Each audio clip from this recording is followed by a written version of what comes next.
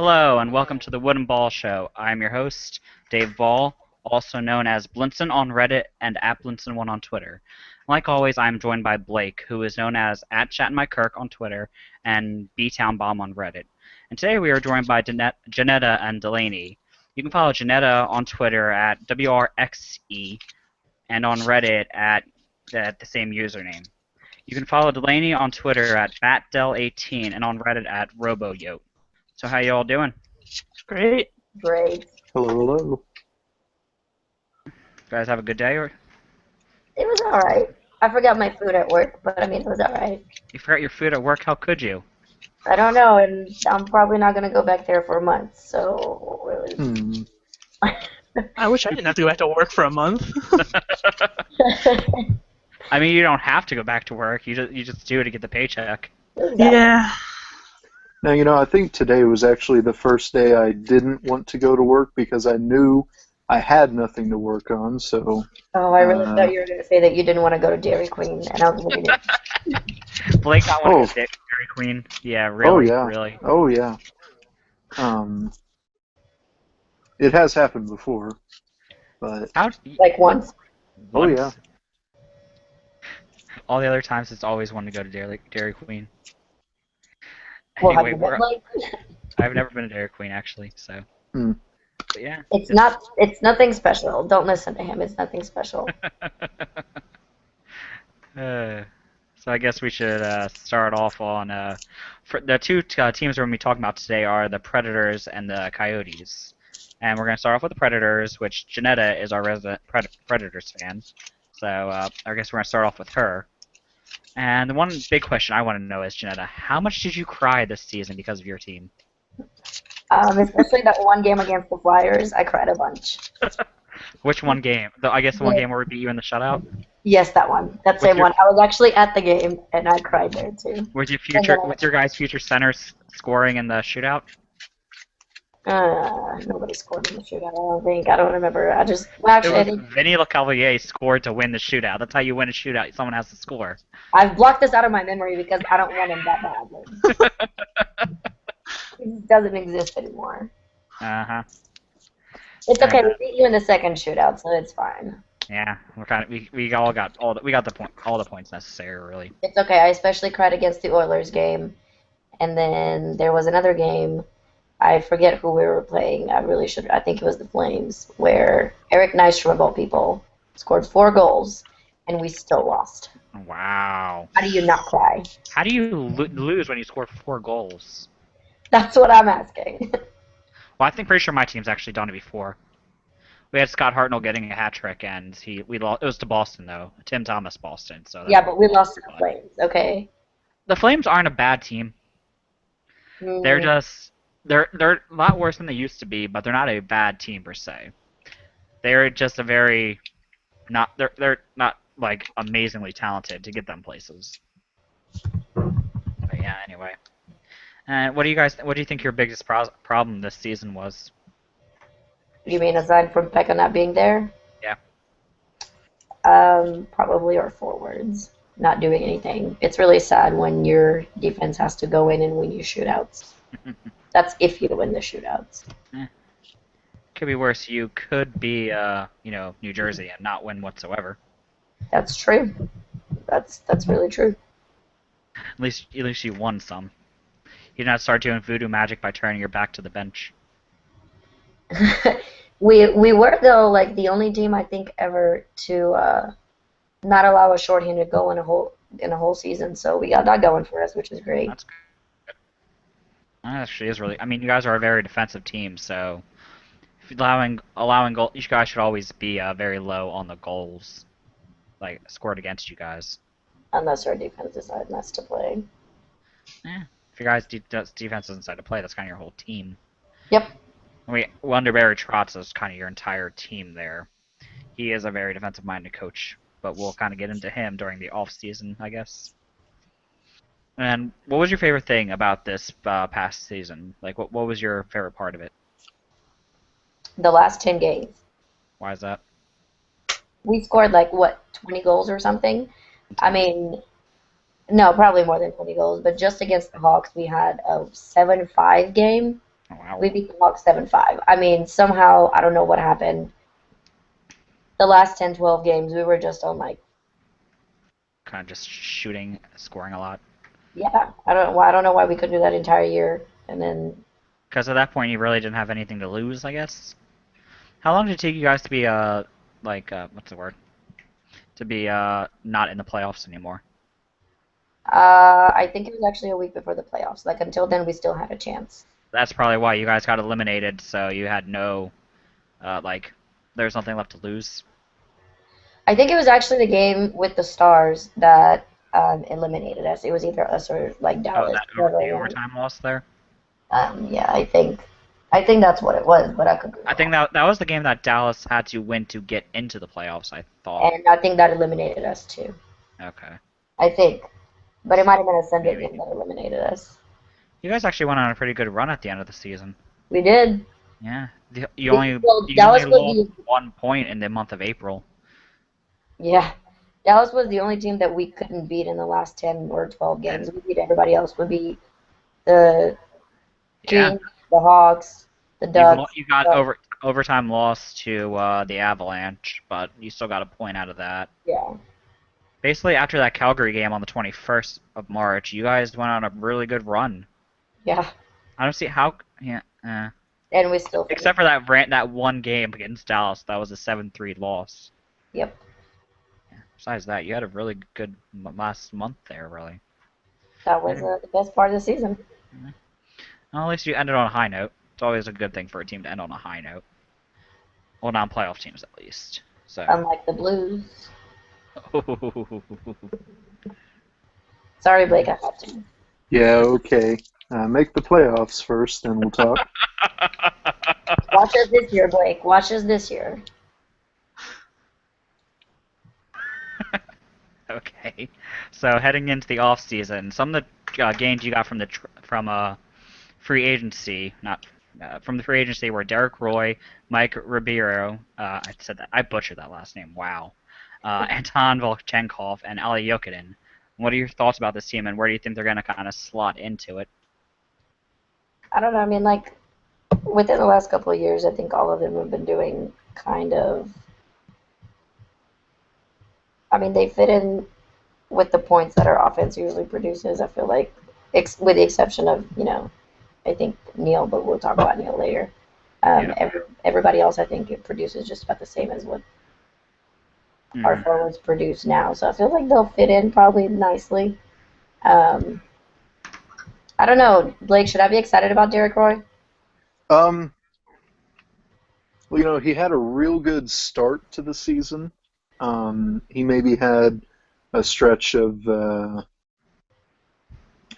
month and a half, 2 months or so, where he put up, a decent amount of points, scored a few goals, but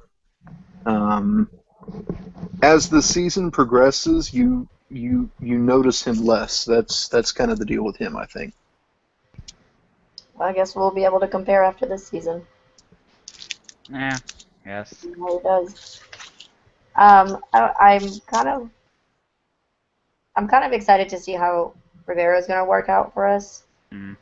He can play with Clune, and we just take all the broken ones and we fix them. So Hopefully fix them.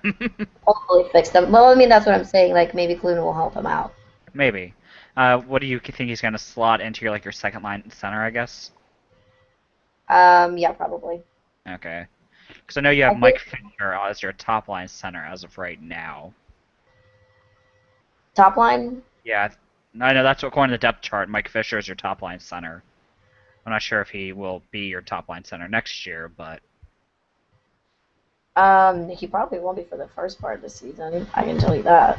mm, Um, I don't know. I know that we're gonna try to fit in Yarnkirk somewhere, and it's probably gonna be a battle. I know our preseason game is probably we have a doubleheader preseason game, so mhm. it's against I want to say the Hurricanes, and I think that's probably gonna determine seeing how everybody plays with each other. Okay. That's probably going to determine who's going to take first and who's going to take second and whatnot. But You guys are very deep at center, it seems. So, I know, but according none of to them. the Predators depth chart on CapGeek, you have a bunch of centers, of NHL centers, and one right wing and like 4 left wings. But none of them are like really, really good. You never know. It all depends on how they all play together. So, they could find a really good matchup, like a very good chemistry with some people. So you never know what's going to happen. I keep wishing that somehow Neil and Stallberg are going to click together, and Stallberg can help Neil finish. Is Stallberg a setup player? He just can't finish ever. He's like really fast and gets to the he gets to the goal, and then every time he gets to the goal, the entire arena is like inside the net, and that's how it ends up happening. Like he just can't finish. So maybe if he can just set up Neil, then it would work. If Stallberg is a setup player, then he could definitely help James Neal. James Neal cannot create plays; he can only finish plays, which is why he did so good on a line with Evgeny Malkin, because Evgeny Malkin is very good at setting people up. So I don't James Neal know. definitely benefited from that. I don't know if Stallberg is good at setting up because he doesn't. I mean, he just gets there first and he tries to shoot it. Like he doesn't. I don't think I've never seen him really set up anybody. Hmm. But he might be good at it. He just gets there so fast that nobody can really catch up with him, and then he just shoots it in the net. I mean, on the side of the net. We'll see. I have high hopes for this season. We have lots of centers. We'll just alternate everybody. Trust me, centers aren't having a lot of centers always aren't the question. Trust me on this. We have about 10 of them on my team. All the centers to us. Yeah. Oh, you want Vinny? You can take Vinny if you want more centers. Don't want them. I feel like that's what you just said. You wanted Vinny, right? I don't want your. No. No more deals with you. What deals have we made before? Well, you have Hartnell, and then you No, have. we don't have Hartnell. Well, not anymore, but you had him. Yeah, we did. Yeah, you did. You have Timonen still, don't you? Timonen and yes. Yes, there you go. We still have our Finnish god defense, Yes. who is never allowed to leave. But anyway, your team made a huge splash at the free agency when you traded for James Neal and he gave up Patrick Hornquist and Nick Spallings. How do you feel about this? With James Neal's history, kneeing people, hitting people, just being a general like jerk on the ice. When I first heard it, there was like 3 of us, and we were watching. We went to the Bridgestone Arena bar, and like we were watching everything, and then they were like breaking. Patrick Hornquist and Neil Spalling traded. Not gonna lie, my eyes watered. I love those guys. I didn't even care who we got them for. I wasn't paying attention. It took me like 15 minutes to register that we got the Neen guy. Uh, I was just really, really sad. And then like they had a little picture that kept like alternating all the pictures of all the Predators players, and it kept showing Spalling and Patrick, and I was just like, no, I need to look elsewhere.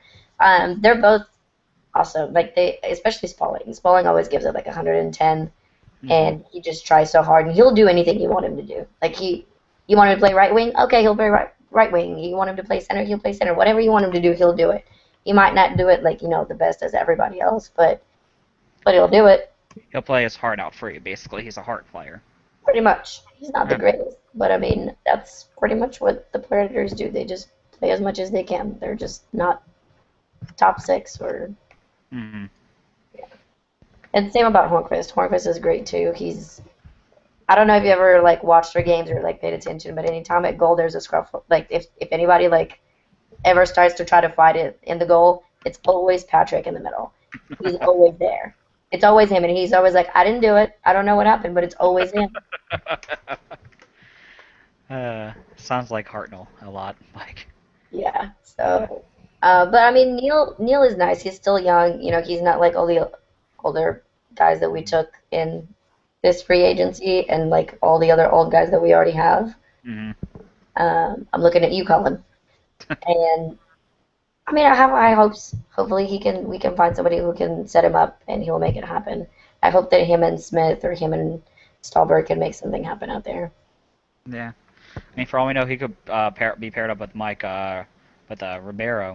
Like Ribeiro's a setup guy, I believe. So Two of Good. them could find something out together, so who knows? I think we're gonna try to put Smith on one of our top lines. If not first line, then probably second line.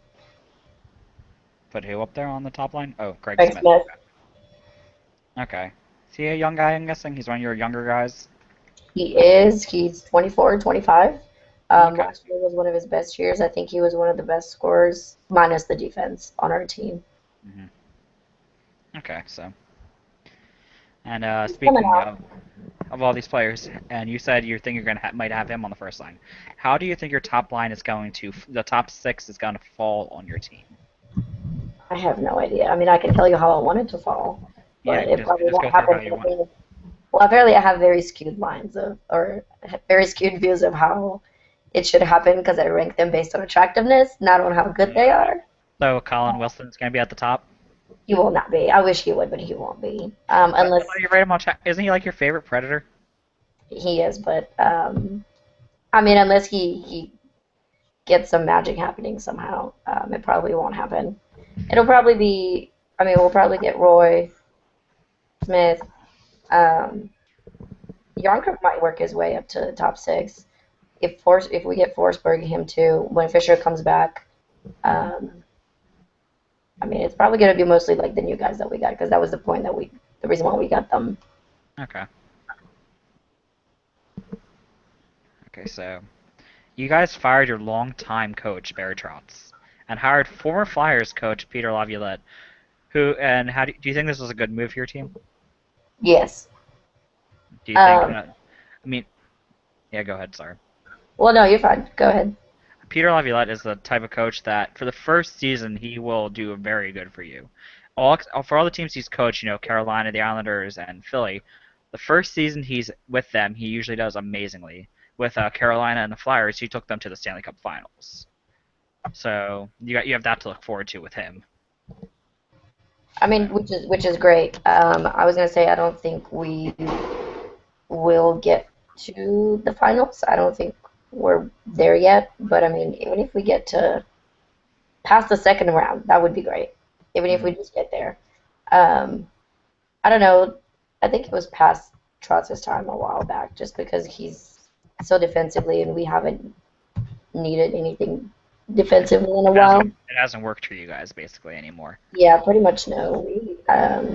We've needed to work on our offense because our offense has been terrible. We've never been very good at offense ever, and his system has been a little bit outdated. So I think it was a good move for us. I mean, we have people like, well, I'm just gonna point out Wilson because that's the first one that comes to mind. But we have many first rounders that have never panned out to do whatever they were supposed to do. And so maybe Laviolette can bring. I mean, we have some young guys, and I guess I don't want to see them buried somewhere. I want him to see what they could possibly do. So I'm excited about it. Okay, so I know with Peter Laviolette, he does have a very top six heavy type of offense. He'll try to run all four lines, but he tries to make his top six be amazing. Not only that, he requires a big defenseman like you guys have with Shea Weber to hold down his defense because he doesn't really focus on defense. So he'll probably do very good for you guys. I mean, we have Weber, and then we have Seth Jones. Seth Jones, I was reading an article the other day, apparently put on like 10 pounds or something, and he's already 6'4". He's getting to be Weber's weight. He's getting there. He's like 215 now. So, I mean, he's not. It's going to slow him down a little bit because he's a pretty fast guy, isn't he? Well, yes, but he apparently stayed back in Nashville the entire summer, and he's been working and practicing and skating back and forth and working on building up muscle mass. So I'm sure it probably, if it did anything, it didn't slow him down by a bunch. Okay, so hopefully he'll do good for you guys. He has been doing good up until I think the very last, I want to say, yeah, the very last month. He was, before he took a puck to the face, I think, he was the only player that we had that played the entire season. So, I mean, Wow. he's trying. Oh, this is his first season, wasn't it? He was a rookie this year? Yeah. Oh, wow. I feel like he was drafted a couple years ago for some reason. It doesn't feel like just last season that he fell to 4th place into your guys' laps. He's only 19. That's weird. He's a Yeah. baby. I remember at the beginning of the season, everyone was going pretty big on him with how well he was doing when you guys were not being bad. I guess the best way to put it. I mean, he did very well, Hmm. in my Yeah. opinion. Yeah. Early on in the I don't know how early on in the season, but you guys lost Pecorine, and so he ended up missing most of the season injury. Do you think he's going to be able to bounce back because of it? He already did. In the World Championships, he did. I mean, great. I want to say that he got MVP for Finland, but I might be wrong. I don't know, I might be wrong, but he did very well. So I'm excited to have him back because the first couple of games that he played, Hmm. there were a couple of games where we pulled him and we put Hutton back in. Hmm. It was not pretty, I mean, after the first couple games back, you're gonna be, a little streaky, a little rusty. which is fine. Especially, what was he injured by? What was he injured with? E. coli. Oh, right, it was in his bone, wasn't it? E. coli in his bone or something. He had hip surgery last summer, Right. and he was supposed to be ready to go. And then, like 6 months after the surgery, somehow he got E. coli in his hip. Oh yeah, his surgery got infected probably or something. Um, I mean, Carter Hutton wasn't too bad for you guys this season, was he? the first couple of months he was, He was bad. yeah. Because I remember when we faced you guys, he actually had some really nice saves. One of which was on a wide open net because he tried to play the puck and the puck bounced in front of the net, I and he mean, just saved it off of Michael Raffle. before we got him, and I know a lot of people were like really angry that he wasn't doing as good as he was supposed to do for a backup, but he was never meant to play as many games as he did. He had only had one game with the Hawks before we got him. Oh, I didn't realize One he was 28 NHL years game. old. Do what? I thought he was younger than 28 years old. He is 28. Yeah, I thought he was younger than that. Mm-mm. He's, but he's only had one NHL game before he played with us. So I mean, yeah, I was gonna need some work, So but it was his first couple games. They are always very rusty when it comes to that type of thing. So and he sped it up a little bit about January, February. So I'm okay with it. okay. So taking all this off-season stuff into account, how do you feel about this season coming up? I'm definitely expecting playoffs. Oh yeah. Do you guys think you're going to go wild card or going to get in the top three of your division? Honesty. Sorry, Jordan, but the Jets are very much not a threat. And I feel like the Avalanche didn't do a whole lot this offseason, so they probably won't be that big of a threat either. So we're looking at Minnesota and the Stars probably battling it out with them. Mm-hmm. I mean, there's with more offense, given that we were 3 points out without a goaltender and zero offense last year, I feel like we might even make it in without a wild card. But that's a high. That's Could a very. happen. You guys were very close to making it, it looks like. We really Yeah. did 3 points You're, out. yeah, so you guys could do it next year with Pekka Rinne, who is a very good goaltender. With him and Yeah. net, you could definitely maybe be able to do something. I'm excited. So, Third round playoffs, here we come. mm. And do you think you're gonna be buyers or sellers at the trade deadline? Probably buyers. We have a bunch of people's contracts expiring next year, so probably buyers. I'm hoping that we'll get rid of some of the older guys next. I mean, we do have. I'm pretty sure everybody that we just signed, Rivera, Roy, all of them, they're on a 1 year contract. So Okay. along with everybody else, Wilson's contract is up next year. I think Smith's is up next year. Um, we're probably going to be buyers. Yeah, you have a lot of 2015. Uh, Yep. yeah, you have Fisher, Fisher's Colin. out, and I think Fisher hopefully might retire, so we might need to replace him. How old is Fisher? I don't feel like, is he that old? He's not. Oh, he's 34 years old. Wow. I mean, he's older, but he's not like Mr. Carey Underwood could retire. Wow. he's not Jaeger aged. Yager. Yeah, that guy. I call him, Yager. I call him Jaeger You're because not drinking, Janetta. yeah, exactly. That's why I call him Jaeger. Uh, so, so you think your timetable to return to the playoffs is next year? Is this year Yes. coming up? Okay, so that question is already answered then. And who do you think is going to score the most goals on your team next year? These are kind of the fun questions. Who do you think is going to be the goal scorer? I feel like it might be a tie between Weber and Neal, maybe. Mm-hmm. Oh, you think James Neal is going to be able to score if he has that setup, man? Hopefully. I mean, we have Laviolette. Come on. Yeah, I guess you do. So, and who do you think is going to be your biggest point getter? That's a good one. I don't know. I might have to go with Weber again, just because it's my captain and he's awesome. Okay. I wish it would be one of our forwards, but as at this point, like with all the new people that we have, I don't know. Actually, it might be maybe Smith. I have high hopes for him too. Okay. And my favorite question to ask is, say everything just goes to shit and you lose almost all your games. Who do you think is going to be thrown under the bus? mm, Probably the forwards again. It's always the forwards. All the fours or just a specific one? It depends on who gets most play time, but if it is a forward, it'll probably be Neal because we got him as a top 6 forward, so it'll probably be Neal. Okay, so, and we have a question from the audience here, No, From Jordan. Why no, is Ali Jokinen going to be the best Predator next year? because he's Finnish, isn't he? I believe so, maybe. Because he's Finnish. So he That's can finish. So he can finish because he's Finnish. exactly. You can make it happen. Okay, so I believe that's everything we have for you on the Predator section. So, are you so now up next is the Coyotes section, which Blake will be taking over to talk about. So go ahead, Blake. Thank you, Dave. We'll just reset you all here. You're listening to the Wood and Ball Show. Blake Wood with Dave Ball here. And this week we are previewing the Nashville Predators and the Arizona Coyotes now. Keep that in mind, listeners. It is the Arizona Coyotes. Mm-hmm. And you just heard Janetta with us regarding Nashville. And joining me now, I'd like to officially welcome Delaney in to speak about the Arizona Coyotes. Howdy, howdy.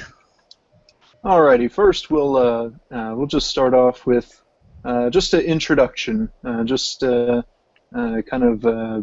just a summary of the final season for the Phoenix Coyotes and how that season went down. Oh, went alright, I guess. The start of the season was amazing. I mean, just watching the team that previously had so much trouble scoring goals, just scoring like crazy, and winning constant games. And the first of the season was amazing. But then in December, we had Doan go down and with his Rocky Mountain spotted fever injury for a month. And then it just all went to crap after that. I mean, I think during that time period we went like 4 wins in 11 games or something like that, something ridiculous. And I mean, prior to that, NHL Power Rankings had us at 6. We slid down to probably 20. End of the season, we started picking it back up again, which was nice. I think Yandel started to get some of his confidence back that he lost with the whole not making Team USA, whatever. Doan came back from his injury. We almost made the playoffs with Smith playing great, and then against the Rangers, of course, Smith got injured, and again, our season went to crap. Ended up winning against Dallas, but couldn't beat them for that playoff spot.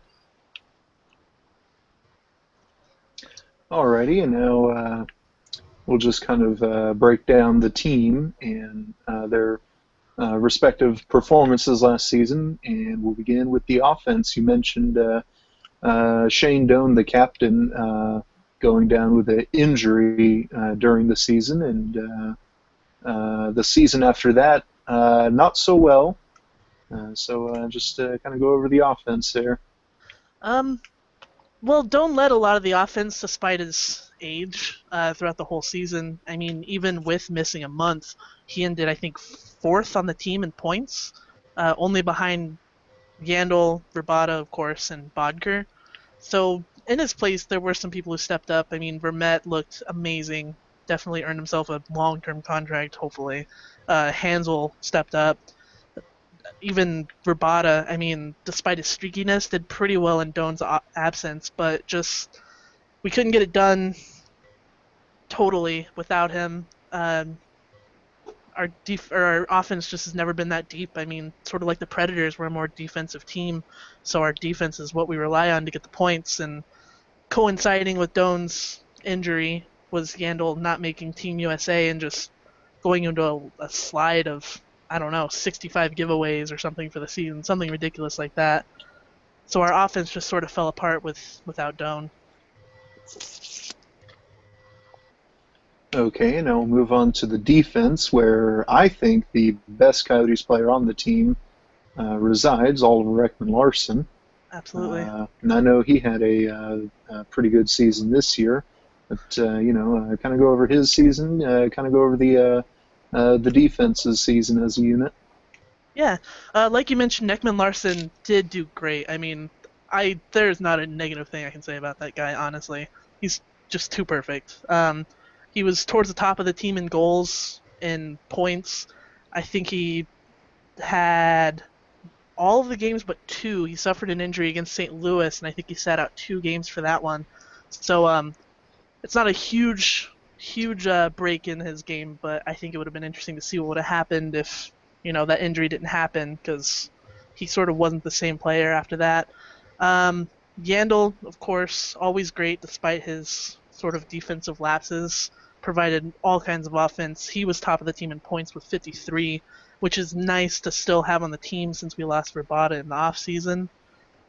We had a lot of newcomers on defense this year too. I mean, Rundblad, of course, started with the team. Didn't end up staying with the team, but that's another thing. Stone, another rookie, did really well. He had 21 points throughout the season, and he played 70 games.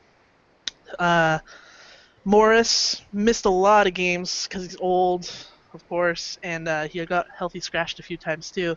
But even he provided a ton of offense. I think during the beginning of the season, we were winning every game that he scored in, and then once his scoring dried up, we had to find another superstition. McCulloch, always awesome, shot blocker. Perfect guy to be paired with Ekman-Larsson. Ekman-Larsson can go up there and score some points while McCulloch can stay back and do his defense thing. And a couple more new faces. We had Connor Murphy join the team for a few games. Did great. He ended with 8 points in 30 games, and this is his first experience in the NHL. And Gormley came in for 5 games, didn't score any points, but still looked just like the player everyone expected him to be. Just defensively sound, jumping in on offense, just a really great pickup. Okay, and then moving on into the goaltending, Mike Smith, he's, I guess, your number one goaltender there. At least he was through most of the season. And at a time that was not ideal, during right in the middle of that wild card chase there with Dallas, he goes down. Tomas Greiss comes in, and he holds his own, certainly. So just kind of go into more detail about those two guys. Yeah, say what you will about Smith, but he's a pretty good goalie 90% of the time. The beginning of the season was not that 90%. I'm not quite sure what his deal was. His goals against average for the year was 2.64.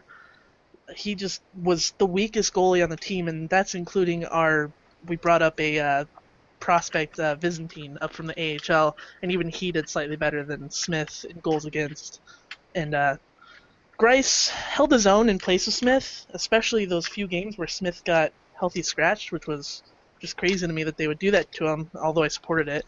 But Greiss held his own, but then when it was just time for him to carry the team those last 8 or 9 games, he just couldn't do it. I think we lost 6 of the 9 games he played. So throughout the beginning of the season and on a less consistent basis, Greiss was a great backup for us. It's just when we really needed him, he couldn't come through. And also, Smith scored his first goal last year, which was awesome. Sorry, Red Wings. Yes. Mm-hmm. Yes. I loved it. I was at that game, and I was just, Oh. the atmosphere was amazing. Okay, and now to wrap up the unit breakdown, let's talk about head coach Dave Tippett and the Coyotes coaching staff. All right, Tip, great coach. I mean, one of the best in the league in my obviously not biased opinion. I think he just does a great job with the team he has. Last season, something was definitely off with the team. I don't know if we can blame it on Ribeiro. I don't know if we can blame it on Smith not playing well, or I don't know if we can blame it on Doan's injury, but something was definitely off because they just were not playing the style of hockey that Dave Tippett always gets that team to play. Um, Other than that, most of the coaching staff stayed the same from the previous years. I mean, we have Jim Playfair who does the defense. Obviously, can't say enough good things about him, despite the whole throwing chairs in Calgary thing. Uh, Great coach for the defense, doing great things with Ekman Larson. The big thing for our coaching staff this year was we brought in Newell Brown from Vancouver, I think he was with before, and he was our special teams coach. We had the best power play that the Coyotes have had since they moved to Arizona in 1996. So he definitely came and turned things around in the best way for our power play. But unfortunately, that saw our penalty kill sink a little bit. But with another season, I'm hoping we can balance things out a bit more and keep our PK good with our power play staying great too. Alrighty, and one thing I did mention in the goaltender breakdown, but failed to mention in the main introductory pros, was the wild card race that was going there between Phoenix and Dallas, and it was looking like for a while there that it could have been the very last game in Glendale that would secure that final playoff spot. But however, Dallas was able to secure that final playoff spot before that game. Just kind of go into more detail of that wild card race in a whole, and I guess what led to just being so close, but just not getting it done. Well, it was definitely entertaining to watch as a fan, and even though we didn't win the wild card race, it was still just, I mean, I don't hate Dallas. I was happy to see Dallas succeed as well. I like Jamie Benn a lot, so that was really nice that at least we lost out to a team I like. But it was definitely thrilling for that last month. I mean, we were winning against teams like Boston and Pittsburgh and Chicago, even the Kings, but we could not pull it together against teams like Calgary or Edmonton or Florida. And, say what you want about those teams, but they were at the bottom of the pack. We were in the middle. It should be a game we should win, but we just couldn't do it. I think that really contributed to us not being able to make up those points and catch up to Dallas because we gave it our all against those big teams, but we couldn't do it against the little teams. Also, it really sucked seeing Smith. That's my dog. I'm sorry. It really sucked seeing Smith go down, and he was doing so well before that, and him going down really ruined everything. I mean, I don't know. Those last games were just so rough. We lost to Minnesota, Winnipeg, Edmonton. Meanwhile, we were winning against LA and Boston, and it was just not good for us. Hey, it sounds like the Predators a bunch. We are a very similar team. I like the Predators because they're also so defensive-minded. It's entertaining, in my opinion. Nice to have people like us. Nobody ever did. Oh. Even that year we were in the playoffs against each other. I think you guys were the only team I walked away not hating. You're the ones that took us out, though, weren't you? Yeah, we were. I'm sorry. Thanks. I'm sorry. It was us. But, still, we like you guys. It's okay, I don't hate you. Thank you. We'll leave it at that. Okay. I love Alrighty. the love in here. Oh much yes. love. Oh yes. That's what we're all about. We're about love and peace and happiness and whatnot.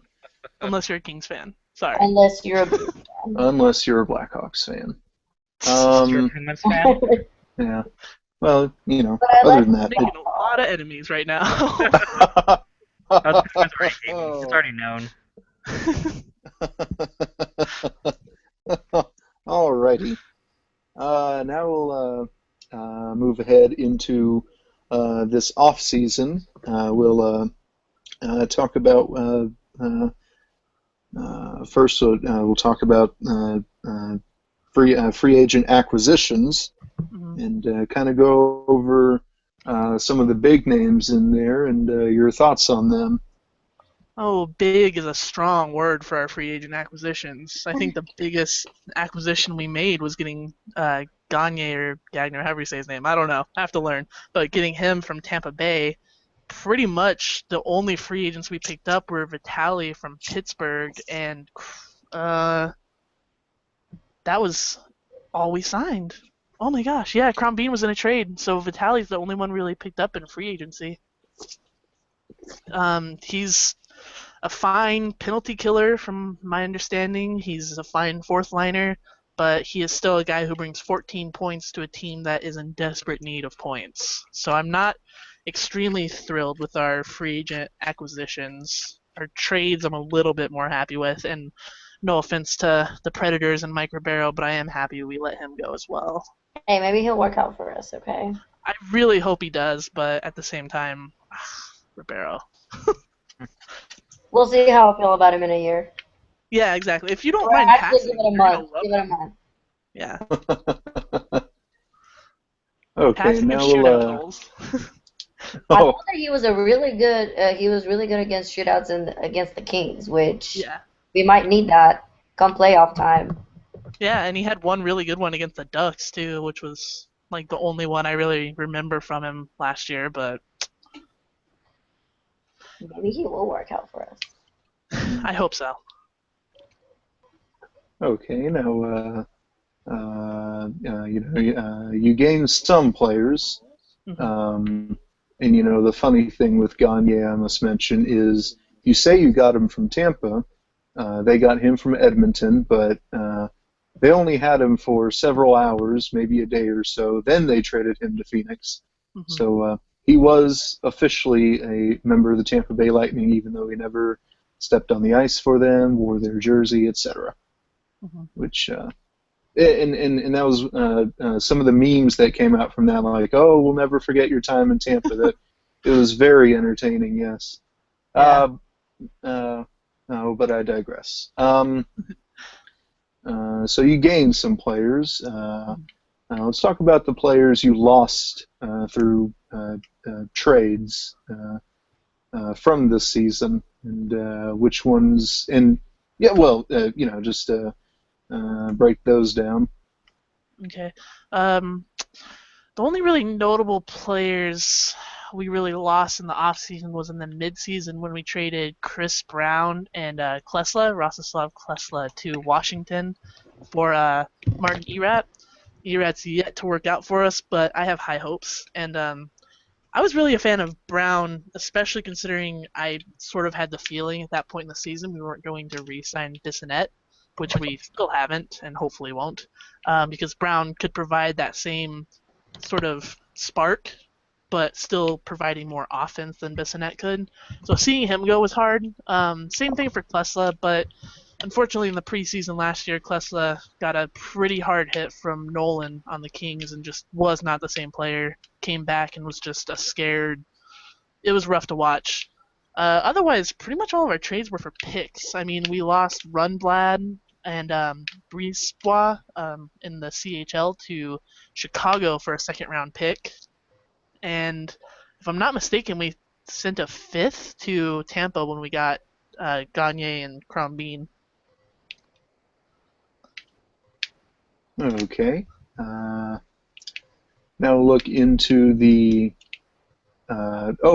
You do have B.J. Crombeen on your team now, and coming from a fan of a team who I believe he started in the NHL with, basically what you can expect from him, he was, and I do believe he was the same in Tampa at least, he was the guy we paid to get beat up. That's basically B.J. Crombeen there. Well, we need one of those. Like I said, we didn't re-sign Biz, so we need somebody to lose fights. Okay, now we'll. Yeah, we have a Clune you can have. He's funny on Twitter, but Yeah, he is. We That's have about RJ all. Rosehill. You take RJ Rosehill. well, that's like the one fight I think Biz won last year was against Rosehill. That fight was amazing. Was not That the one one that was ended up brutal. having us beat you guys because he lost it, energized our team, and we ended up winning? We lost a lot of games last year, especially to Philly. I just remember it lasted for a solid couple of minutes, and Yeah, his Rosehill's fights last a while. yeah, it was just awesome to see because normally Biz is like 1-2 punches and then he's done. So seeing him fight for like that 2 minutes and just wailing and then everyone patting him on the back, I'm like, yeah, you did something good. I just love how he asked the coach beforehand if he should fight. Yeah. One of my favorite fights from 2 seasons ago was Ryan Reeves against Biz Nasty. That one was good from my perspective, at least. Yeah. That's the one where basically it was just Bissonette just slapping at him, and then Reeves gets a couple punches in and just throws him down on the ice.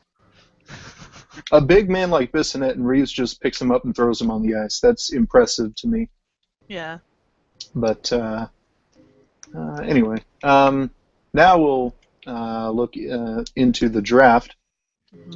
One of the more Oh, yes, and this leads to another good question I forget. One of the more interesting things that occurs in the draft, your name changes officially to the Arizona Coyotes, and that comes as a deal kind of packaged by the Glendale City Council to keep the jobbing.com arena there in Glendale, essentially keeping the team, in Glendale.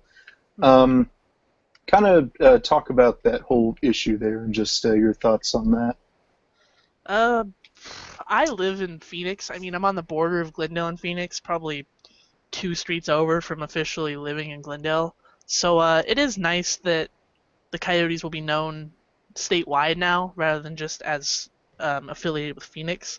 Plus, our other sports teams are the same way. I mean, Arizona Cardinals, I think the Suns are still Phoenix, and the Arizona Diamondbacks. And all those teams, besides the Cardinals, actually play in Phoenix. So giving the team a more statewide brand, I think, will be helpful, especially considering I sort of get the feeling, maybe it's just because I'm an ASU student and U of A is in Tucson, but I sort of get the feeling that Phoenix and Tucson have a sort of rivalry that, you know, Tucson doesn't want to be affiliated with them or something like that. So I think it's not going to solve our problem of low attendance, but I think it will definitely help maybe some of the other cities and other towns in Arizona feel more, I guess, as part of the team. Okay. Pardon me. Okay. Anyway, now getting to the draft and getting to talking about the players that were drafted by your team.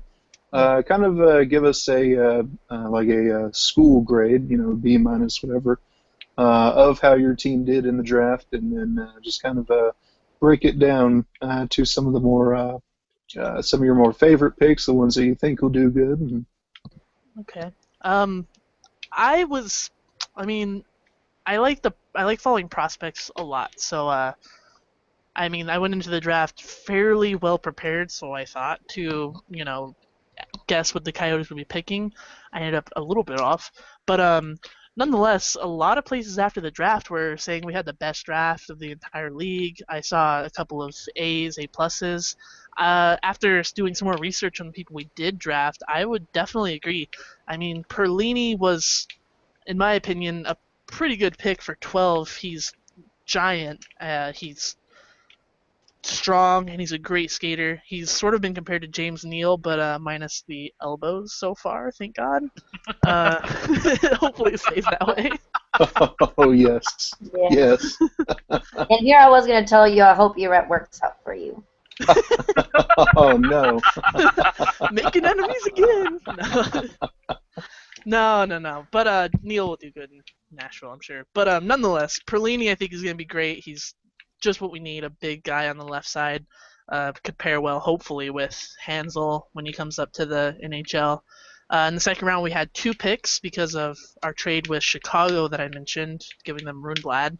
we got Ryan McInnes, and the Coyotes love prospects that are related to former NHL stars, as evidenced by Domi and Samuelson. But I think he was really great to get. We got him 43rd overall, and I was under the impression he could go top 35 maybe, early second round. We also got Christian Dvorak. I'm not too familiar with, but he's also big. He's also a left wing. He's fits into our team great. My favorite pick came in the third round with Anton Carlson. He is just amazing. I think he's young, so he's not. We're not too sure whether it can be translated over to the NHL level yet, but he's so fast. He's huge as well. It's something we were going for, I guess, this draft. He's 6'1" right now, but he is not done growing. He is always called the hardest working player on any team he's on, from his draft profiles at least. And his lowest projected ranking was 31st overall. That was by Bob McKenzie. So getting him, where did we get him? 87th overall was an absolute steal. I think he's going to be a great player, and as a third round pick, he's going to be a first round talent. I can't wait to see if he can make the NHL soon. Otherwise, we just stocked up on more defensemen and some more left wings. We got Michael Bunting from Sault Ste. Marie. Dyson Mayo was in the 5th round, and Edgar Skulda in the 7th round, both from Edmonton. So they were teammates with Samuelson, then won the Memorial Cup. Obviously, they saw something there. Otherwise, we got Swedish defenseman David Westland. We love our Swedish defenseman here. And Jared Fiegel from the USA, the U.S. Hockey Development League. Those were both 7th round picks. So overall, I think the draft was pretty good. I'm extremely happy, especially with Carlson and McInnes. Okay, and looking a little bit ahead into the rest of this offseason and regarding more pickup signings, kind of a two-part question here. Would you expect the front office to make any more acquisitions, and would that compare to if you personally would like to see a front office get some more people? I personally definitely would like to see them get a few more people. I mean, we lost Verbata.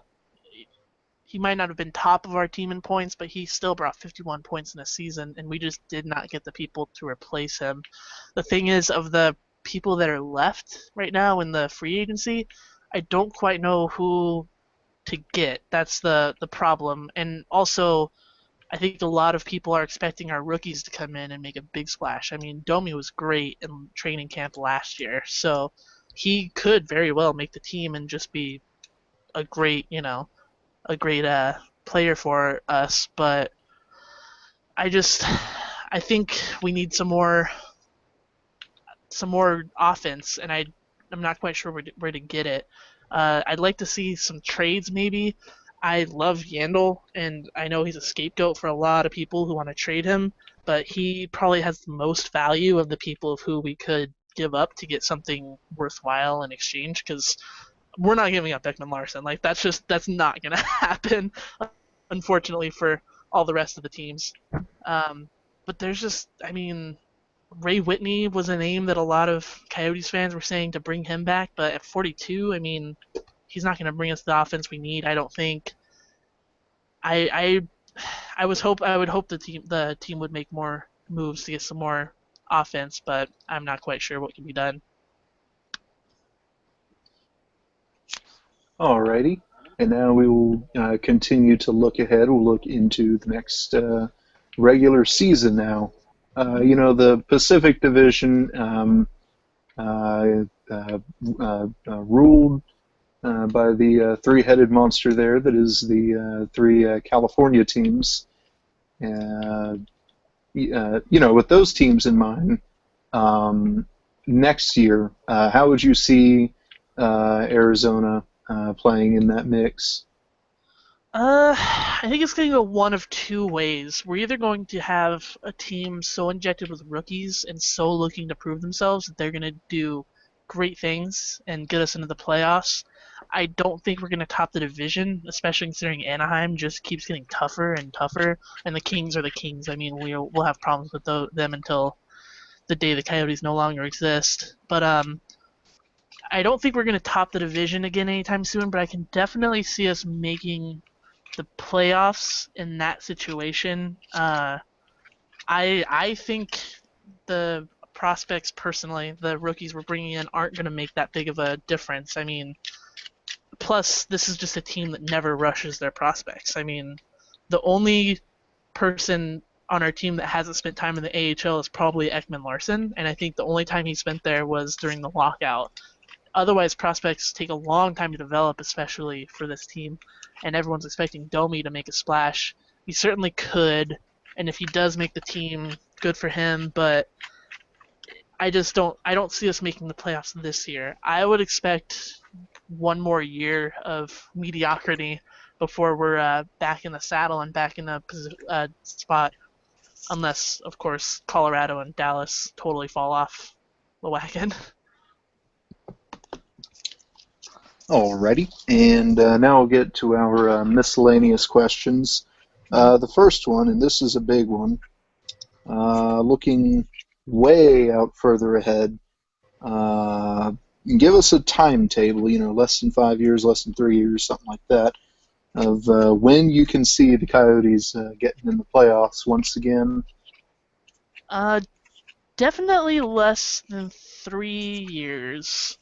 Um, like I said, I don't really think next year will be it. I don't think the youth approach will go well. Uh, and then the year after that, I mean, it sort of depends on a lot of stuff. I could see us making it if we can trade or sign some more offense, but Doan is running out of time. I mean, he has 2 more years, I think, left on this contract, and he's reaching 40 quick. And he is a huge offensive contributor for us. So with him retiring potentially, I would rather see us make the playoffs and win the cup before that. Ekman Larson is only going to get better. Bodker is only going to get better. Some of our other prospects, I mean, Lucas Lesio, Max Domi, I think they're only going to get better. I would say 2 years till the Coyotes are in the playoffs again. 2 years, and then hopefully that's the last year of Doan's contract. We can get something done for him. Okay, and now just back into the next season. Who do you see being the next, or being the top goals and or points getter for the team? In 2013, it was Vermette in goals with 24. I would expect the same thing. I would expect Vermette to lead the team in goals again. He's consistently streaky, if that's a thing. He'll go weeks without scoring, but then he'll get 2 hat-tricks and 20 points in a month. He's able to score in any situation, and I think that really contributes to him leading the team in goals because he's not afraid to go into the dirty areas. He'll get pushed into a goalie and still score a goal. He can snipe. The kid has great hands. I don't know why I'm calling him a kid because he's old now, but he can score on penalty shots. He can score in shootouts. He can do it all, really. And other than that, I mean, my dark horse would maybe be Bodker. He had a career year. I could see him turning it up another notch and challenging Vermette for that spot, but I still think goals will go to Vermette. Um, as for points, in 2013 it was Yandel with 53. I don't know why I expect anything different at this point because it's been that way since probably Yandel came on the team. I know it's at least been 3 years. Um, I can see Ekman Larson taking his place because Ekman Larson gets the most time on ice now, and he's consistently our best defender and still able to provide that offensive spark. Maybe with some younger, better players finishing his passes, uh, he could get some more points. I don't really see anyone touching Ekman Larson or Yandel, though. Those two will definitely be at the top, but I wouldn't rule out Connor Murphy as providing a lot of offense from the blue line. Not touching them, but still a big surprise. Okay, And now, who do you see being the top overall player? This can be offense, defense, or goaltending. Um, Again, I think Vermette is a good candidate for that, but I'd have to go with Doan. I mean, the dude's getting old, and he still manages to just rake in the goals and points. And if he stays healthy, it will be him, I think. He was second on the team in goals last season with 23, and that was even with him missing a month with a really bad illness. And he's still aging. I mean, it's not like he's still in the prime of his career and we just missed it. That's not even mentioning the intangibles that he provides to the team. I mean, of course I'm biased, but I think he's the best captain in the league. If the team is down in goals, if the rest of the team doesn't look like they're going to play, if they're twiddling their thumbs sitting there, Don will go out there and give it his all. He'll fight, he'll try to score, he'll push, shove. He provides a lot of offense. He provides a lot of inspiration, and he's really not that bad defensively either. I think I don't think this team will ever contend for a top 3 draft pick if Doan is on the team. I just don't think he would allow it. So I think he's definitely going to be the overall player for us. Alrighty. And finally, Dave's favorite question here. Hypothetically speaking, if things are to everything that can go wrong does, and the fans are looking for blood, who is going to be that public enemy number one? Who's going to be the most popular scapegoat? I think it's going to stay the same as it has for the past 2 years, and it's going to be Yandel. I mean, go on Facebook, the Coyotes page. I know it's not the best judge of a fan base, but oh my gosh, all it is Yandel doesn't do anything. Trade Yandel for picks, and it's like, are you serious? So if stuff goes wrong again, I would say Yandel is going to be the number one scapegoat. But I've even seen people, even like normal, rational people on Twitter or Reddit, even starting to turn on Tippett a little bit and Maloney. So I can't see the ownership group getting rid of Tippett because they know how good of a coach he is. Best coaches in the NHL. I agree, and I think it would be a huge mistake to let him go. I want him to be our Trotz from Nashville, except a lot longer. But I mean, in terms of the fans, I think they're going to turn on Yandel and Tippett. In terms of me, I'm going to turn on Smith because I already did last season. But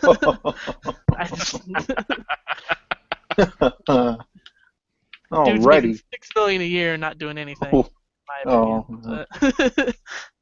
Alrighty.